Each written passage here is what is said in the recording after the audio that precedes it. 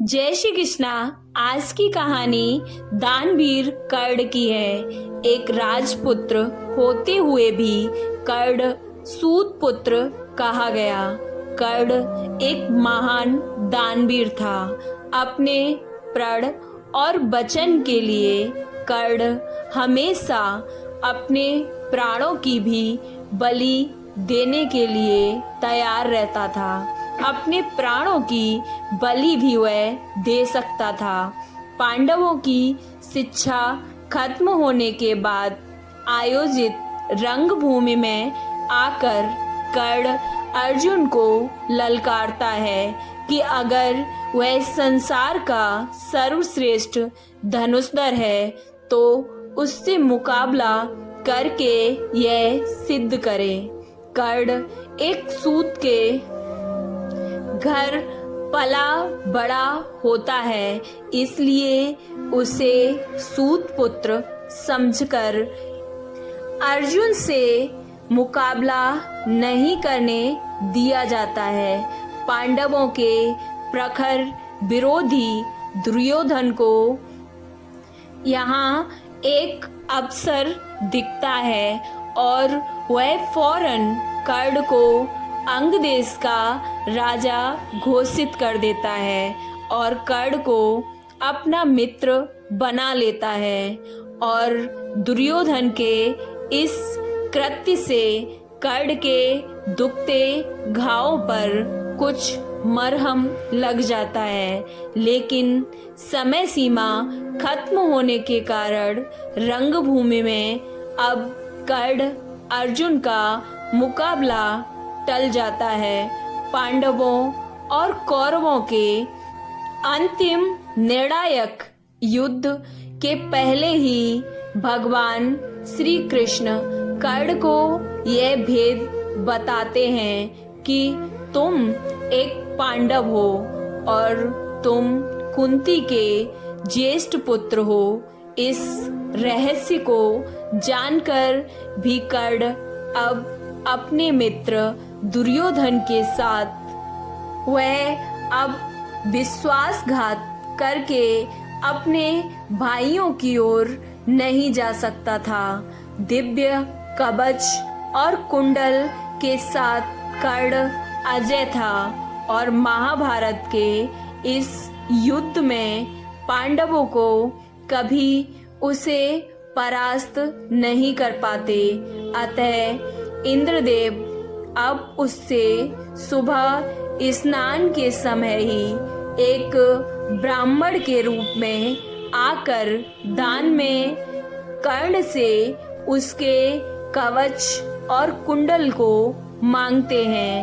अब पिता सूर्यदेव द्वारा दिखाए गए स्वप्न से कर्ण को यह बात पहले ही ज्ञात हो जाती है, किंतु कर्ण किसी को भी अपने स्वप्न के बारे में नहीं बताता है कि आज इंद्रदेव उससे रूप बदलकर कवच और कुंडल मांगने आएंगे।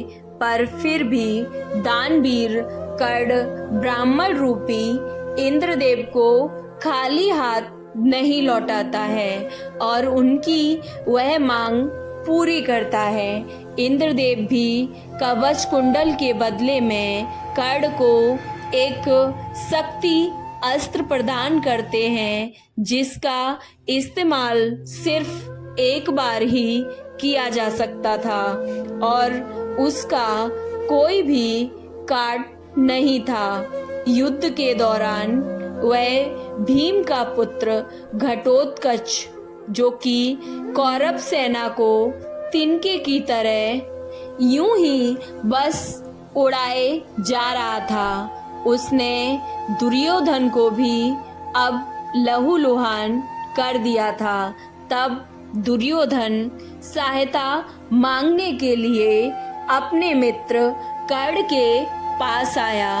कर्ण शक्ति अस्त्र सिर्फ अर्जुन पर इस्तेमाल ही करना चाहता था, पर मित्रता से विवश होकर उसने वह अस्त्र अब भीमपुत्र घटोत्कच पर चला दिया और इस तरह से घटोत्कच का कर्ण ने अंत कर दिया और इस तरह अर्जुन सुरक्षित हो गए।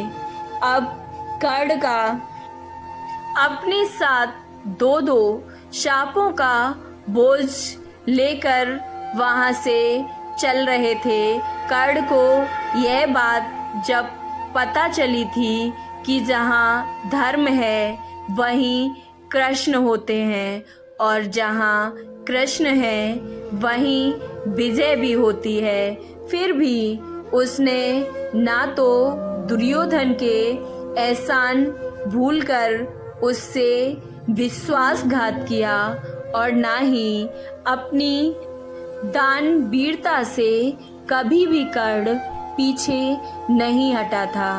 तो इस कहानी से हमें एक सीख भी मिलती है, हो सके तो किसी के ऋणी मत बनो और एक बार अगर किसी के आप ऋणी बन ही जाओ तो कभी भी ऋण चुकाने में आनाकानी मत करो। अगर कोई कुछ कभी भी मांगने आए तो उसे निराश नहीं करना चाहिए और जितना संभव हो उसकी मदद हमें अवश्य ही करनी चाहिए। आपको ये कहानी कैसी लगी?